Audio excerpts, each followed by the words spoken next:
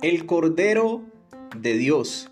Evangelio según San Juan, capítulo 1, versículo 29 al 34, dice la palabra de Dios en el nombre de Jesús. El siguiente día vio Juan a Jesús que venía a él y dijo: He aquí el Cordero de Dios que quita el pecado del mundo. Este es aquel de quien yo dije: después de mí viene un varón, el cual es antes de mí, porque era primero que yo. Y yo no le conocía, mas para que fuese manifestado a Israel, por esto vine yo bautizando con agua. También dio Juan testimonio diciendo: vi al Espíritu que descendía del cielo como paloma y permaneció sobre él. Y yo no le conocía, pero el que me envió a bautizar con agua, aquel me dijo: sobre quien veas descender el Espíritu y que permanece sobre él, ese es el que bautiza con el Espíritu Santo. Y yo le vi y he dado testimonio de que este es el Hijo de Dios. Aquí, amados hermanos, compañeros, viene dando Juan el Bautista su testimonio, su encuentro personal con nuestro Señor Jesucristo, que él llama el Cordero de Dios que quita el pecado del mundo. Y es importante y clave que tuvo un encuentro personal con Cristo Jesús. Él quizá había escuchado hablar de él. De hecho, el Padre que lo envió, Dios Padre, que lo envió a bautizar, también le habló sobre este Salvador, sobre el Mesías, que él iba a prepararle el camino para su gloriosa venida. Entonces, importante que apenas Juan ve que Jesús viene hacia él, porque Jesús toma la iniciativa. Dios siempre usa la iniciativa en su inmenso amor para venir a darnos ejemplo de sujeción, de obediencia. Y dice él: he aquí el Cordero. La palabra Cordero está, aquí en este pasaje del griego 286 de Juan 1:29, significa oveja, pero en el Génesis 22:8, que ahora les voy a leer, tiene un texto mucho más amplio en el hebreo y dice cordero o animal carnero, cordera, ganado, rebaño, mediante la idea de acarrear hacia afuera para pastar. También significa oveja, cordero, miembro de rebaño. Eso significa en el hebreo. Entonces aquí esta palabra, el Cordero de Dios, dice que es la expiación de los pecados por medio de la sangre de un cordero, que era tipología, figura de Jesús, el Cordero de Dios, el enviado de Dios, que mediante su muerte obtendría la salvación final para el pueblo de Dios y lo redimiría así de la muerte, el pecado y también del maligno. Asimismo, dice que él nos ha librado de la potestad de las tinieblas, lo dice Colosenses en el capítulo 1, versículo 13 y 14, nos habla sobre ello.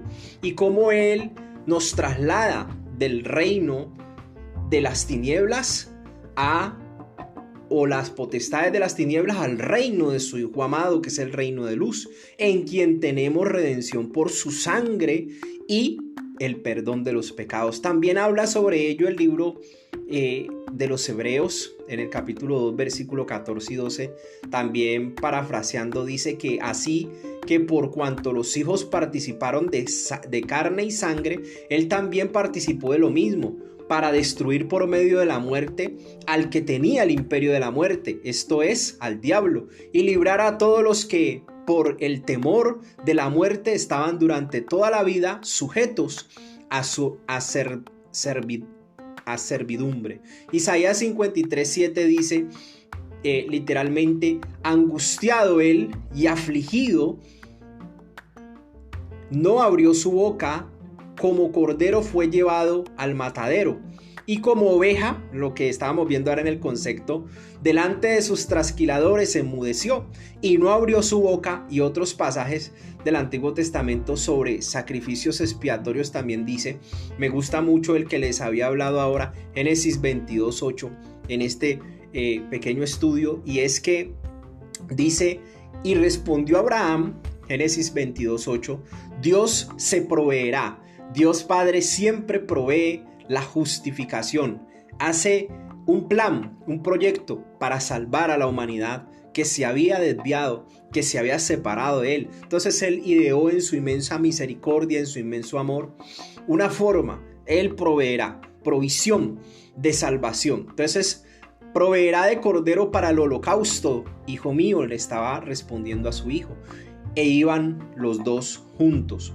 Y es clave esta parte porque aquí entonces entra un rol especial, la parte de Levíticos. Hay una fuerte explicación aquí de lo que es el sacrificio expiatorio por el pecado. Entonces, por ejemplo, miremos dos textos, Levíticos 14, 25 y 27, y miremos Levíticos 16, 15 al 22, como hay una analogía muy clara y también una tipología de Cristo en todos estos textos. Entonces arranquemos con Levíticos 14, 25 al 27, que dice: en el nombre del Señor Jesús, luego degollará el cordero de la culpa, y el sacerdote tomará la sangre de la culpa y la pondrá sobre el lóbulo de la oreja derecha del que se purifica, sobre el pulgar de su mano derecha y sobre el pulgar de su pie derecho. Y el sacerdote echará del aceite sobre la palma de su mano izquierda, y con su dedo derecho el sacerdote rociará del aceite que tenía en su mano izquierda 7 veces delante de Jehová. Entonces esta es la forma en que los sacerdotes tenían que hacer su rito o su forma para expiar el pecado, y era necesario seguir los lineamientos de la ley. Esto era en los ordenamientos levíticos. Esto era antes de Cristo, pero ya en Cristo se hace un solo sacrificio y empezamos a ver entonces todo lo que es el periodo de la gracia. Y entonces sigue diciendo Levíticos 16 al 15, capítulo 16, versículo 15 al 22, en el nombre de nuestro Señor Jesucristo. Después degollará el macho cabrío en expiación por el pecado del pueblo, y llevará la sangre detrás del velo adentro, y hará de la sangre como hizo con la sangre del becerro, y la esparcirá sobre el propiciatorio y delante del propiciatorio. Así purificará el santuario a causa de las impurezas de los hijos de Israel, de sus rebeliones y de todos sus pecados. De la misma manera hará también el tabernáculo de reunión, el cual reside entre ellos en medio de sus impurezas. Ningún hombre estará en el tabernáculo de reunión cuando él entre a hacer la expiación en el santuario, hasta que él salga y haya hecho la expiación por sí, por su casa y por toda la congregación de Israel. Y saldrá al altar que está delante de Jehová y lo expiará, y tomará de la sangre del becerro y de la sangre del macho cabrío y la pondrá sobre los cuernos del altar alrededor, y esparcirá sobre él de la sangre con su dedo 7 veces, y lo limpiará y lo santificará de las inmundicias de los hijos de Israel. Verso 20. Cuando hubiere acabado de expiar el santuario y el tabernáculo de reunión y el altar, hará traer el macho cabrío vivo, y pondrá Aarón sus 2 manos sobre la cabeza del macho cabrío vivo y confesará sobre él. Ojo que aquí hay una enseñanza muy interesante, y es la enseñanza de la confesión para poder ponernos a cuentas con Dios. La confesión aquí es vital y esencial, el reconocimiento de nuestros pecados, de todo lo que son nuestras faltas,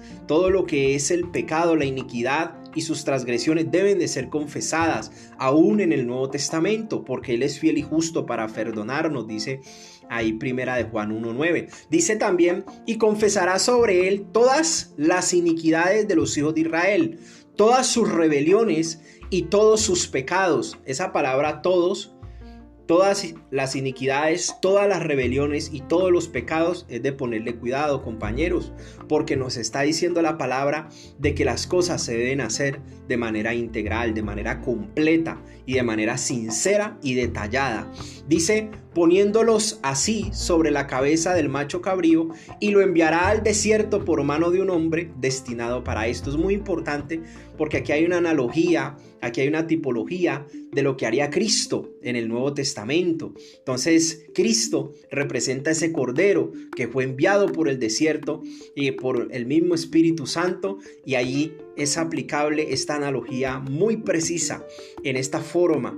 Entonces, es importante que una vez recibimos el sacrificio expiatorio por el pecado, la obra de Cristo en la cruz, es indispensable que empecemos a confesar todos nuestros pecados, nuestras rebeliones y todas nuestras iniquidades. Entonces sigue diciendo el 22, y aquel macho cabrío llevará sobre sí todas las iniquidades de ellos a tierra inhabitada, y dejará ir al macho cabrío por el desierto. Entonces, el cordero que quita el pecado del mundo, aquí el evangelista Juan, que nos está hablando aquí del testimonio de Juan el Bautista a su vez.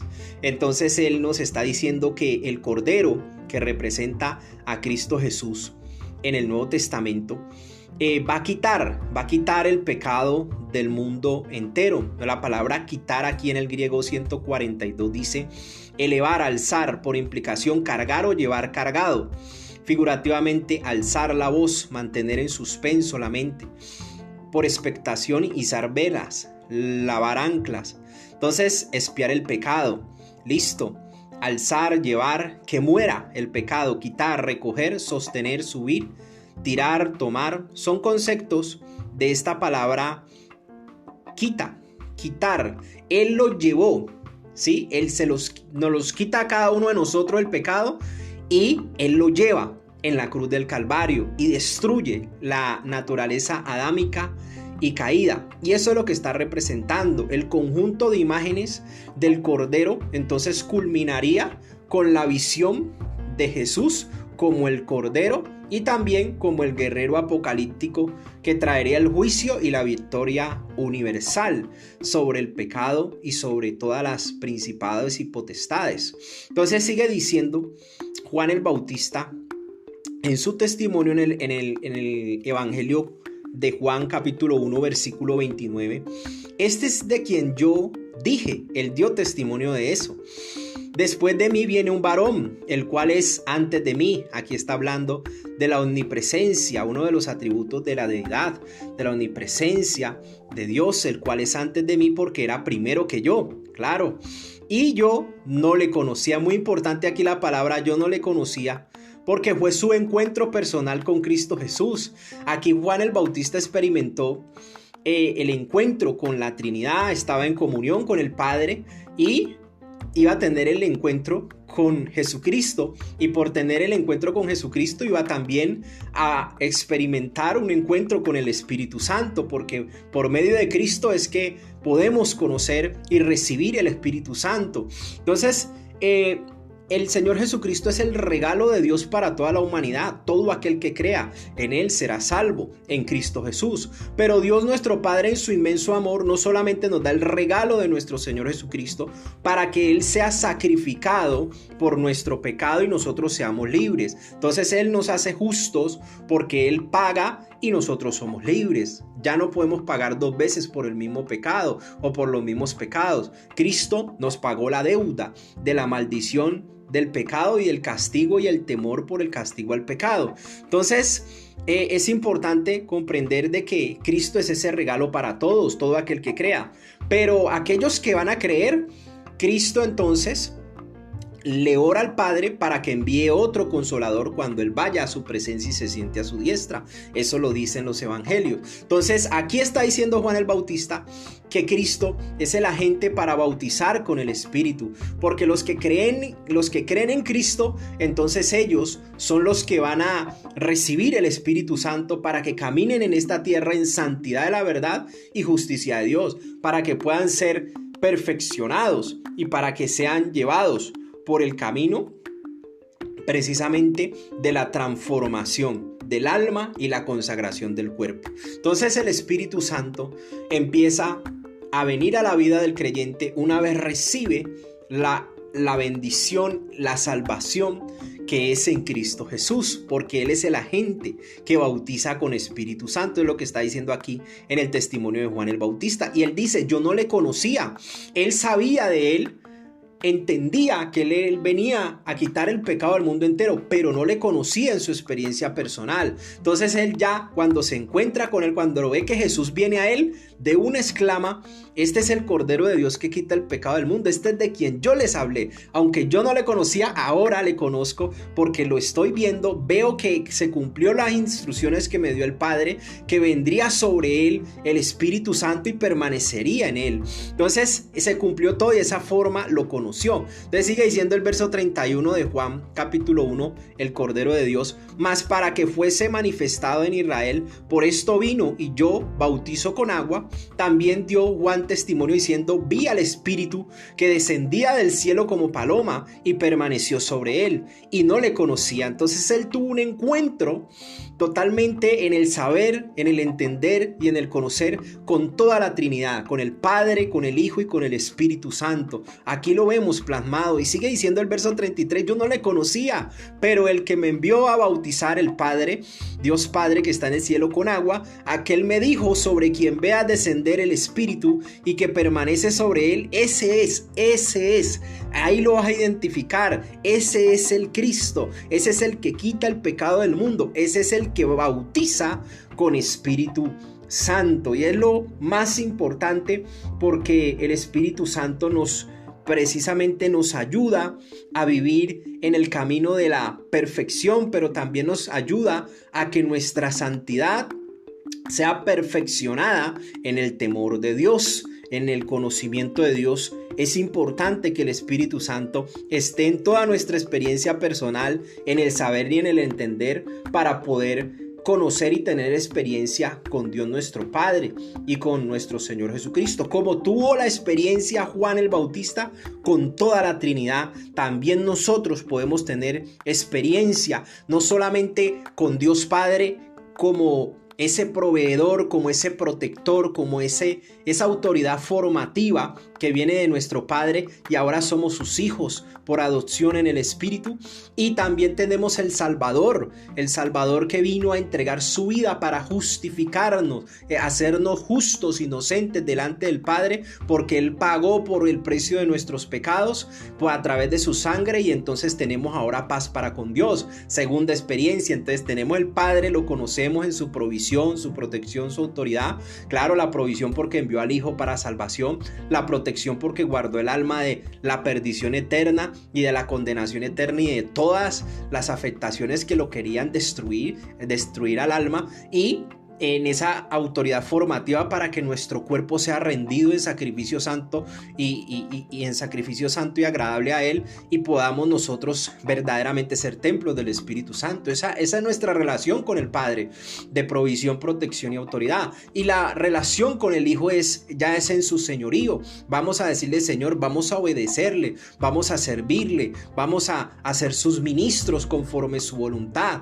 Entonces Cristo Jesús ha venido precisamente a trabajar en el alma, a trabajar en sus afectaciones. Dice Lucas 4:18 que Él ha venido precisamente, parafraseando en lo importante, a sanar los quebrantos, las heridas del corazón, el pasado doloroso, las experiencias traumáticas, el rechazo, la amargura, tantas cosas que pasaron en nuestras emociones, aún desde el vientre de la madre hasta nuestros días y antes de conocer a Cristo, y aún desde las generaciones pasadas vienen esa iniquidad multiplicándose, y aún somos nosotros el resultado de 3 y 4 generaciones hacia atrás. Entonces viene el Señor Jesucristo a trabajar en esos quebrantos del corazón, a hacernos libres de la cautividad, nos hace libres y nos liberta también de las opresiones del maligno. Entonces todo lo que habíamos sido afectados, Cristo viene a trabajar en ello a través de la sanidad del alma, la sanidad del corazón, y también para darnos una libertad, porque conoceremos la verdad y seremos verdaderamente libres, dice la palabra. Y entonces ya también tenemos experiencia con el Espíritu Santo. Miren, experiencia con el Padre, el Hijo y el Espíritu Santo. También tenemos la experiencia de que Él nos guía a la verdad. Él también nos nos recuerda todas las cosas y también Él es el encargado de perfeccionar la iglesia, prepararla para la segunda venida de nuestro Señor Jesucristo. Claro, y también está trabajando con nosotros en esa sanidad del alma, porque necesitamos su presencia y necesitamos que Él nos dé todo tipo de revelación y nos traiga a memoria todos esos pecados que fueron en el pasado y que de pronto no nos acordamos. El Espíritu Santo y también los servidores que Él usa en consejería con palabra de ciencia y palabra de sabiduría, que nos pueden ayudar también en eso, pero todo es obra y experiencia con el Espíritu Santo. Eso es comunión, para que nos entendamos bíblicamente. Eso es comunión con el Espíritu Santo, y Él nos ayuda precisamente a caminar en santidad y en obediencia y a perfeccionar esa santidad en el temor de Dios. Entonces, vamos en el nombre del Señor Jesucristo, y el Espíritu Santo siempre estará allí con nosotros como ese compañero ideal, como ese Dios con nosotros, y camina dentro de nosotros y está fuera de nosotros, está llenándolo todo.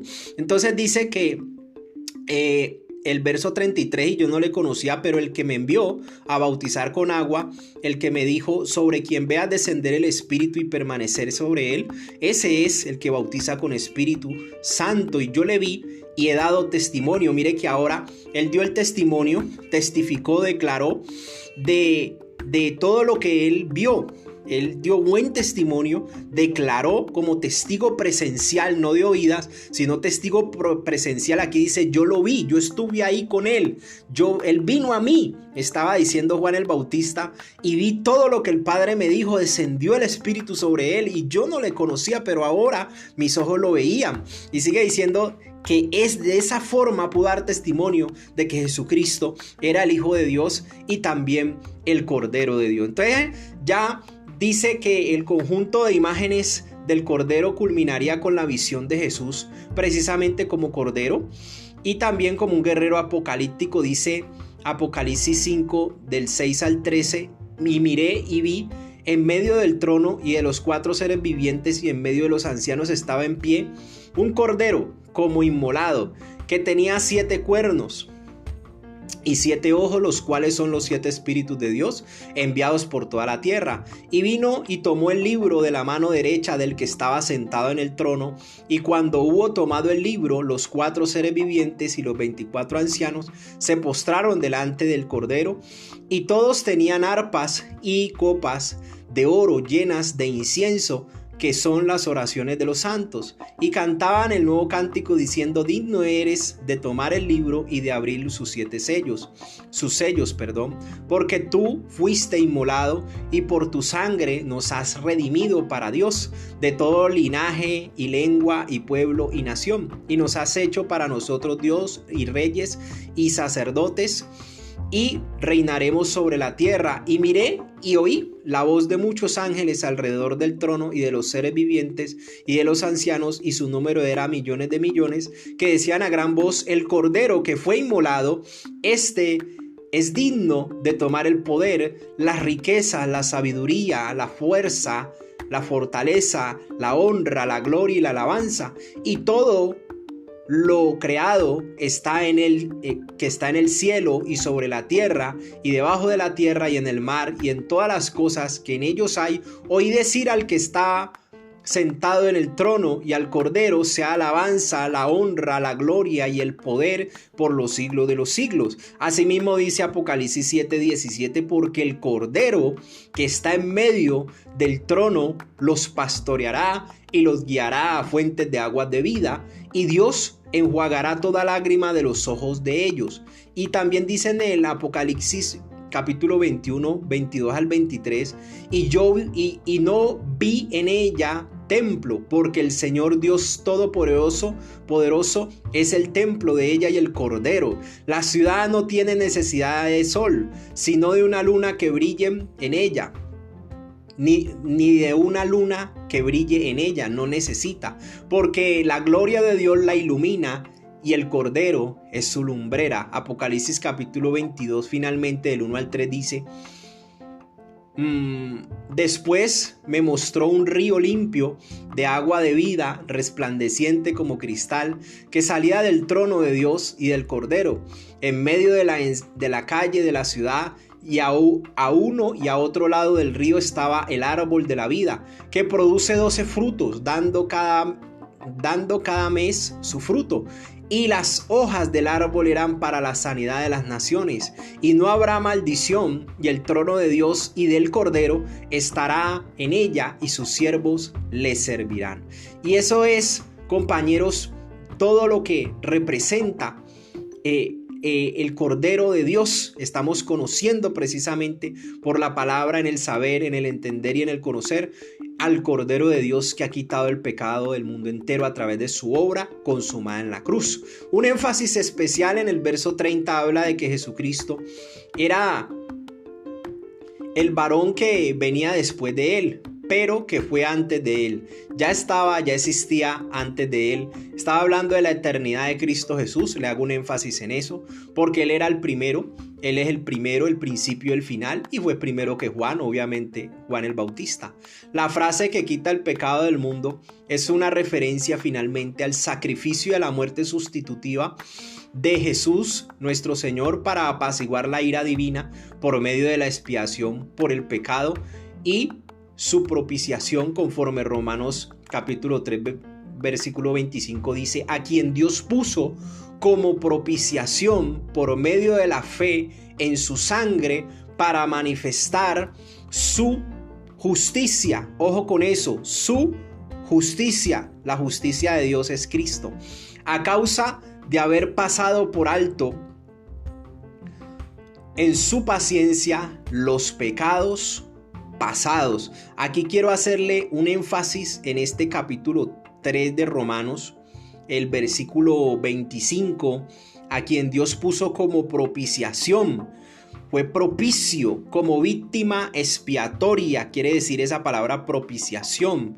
La tapa del arca en el templo, la propiciación, la víctima que fue sacrificada como sacrificio expiatorio. Está en el griego 24:35, para que podamos allí tener el concepto. Hebreos capítulo 2 versículo 17 dice: por lo cual debía ser en todo semejante a sus hermanos, para venir a ser misericordioso y fiel sumo sacerdote en lo que a Dios se refiere, para expiar los pecados del pueblo. Ojo con esta palabra, 2:17 de Hebreos. Ojo con esta palabra que está allí en el griego, 2:17 del griego, expiar. Dice en el nombre del Señor, del griego 24:33, nos dice expiar, reconciliar, expiar por el pecado, ser propicio, expiar, ser propicio, oportuno. Le damos gracias a Dios por el oportuno rescate de nuestro Señor Jesucristo, porque cuando Él dice: he aquí el Cordero de Dios que quita el pecado del mundo, nos estaba reconciliando. Él nos venía a reconciliar con Dios nuestro Padre que está en el cielo, porque el pecado nos había separado, pero su sangre nos hizo cercanos, dice la Escritura. Primera de Juan capítulo 2 versículo 2 dice: y Él es la propiciación por nuestros pecados, y no solamente por los nuestros, sino también por todos los del mundo entero. Mire que Dios pensó en todos. Él no solamente pensó en su pueblo, sino que nos dio entrada a todos para la gloria de Dios. Esa palabra propiciación del griego 24:34 también nos dice que es expiación. Expiador, propiciador, propiciación. Entonces Él es el que nos abre la oportunidad de reconciliarnos con Él por medio de la muerte sustitutiva de nuestro Señor Jesucristo. Asimismo, primera de Juan capítulo 4 versículo 10 dice: en esto consiste en amor, no en que nosotros hayamos amado a Dios, sino en que Él nos amó a nosotros y envió a su Hijo en propiciación por nuestros pecados. La frase "y yo no le conocía, le recuerdo" habla del conocimiento.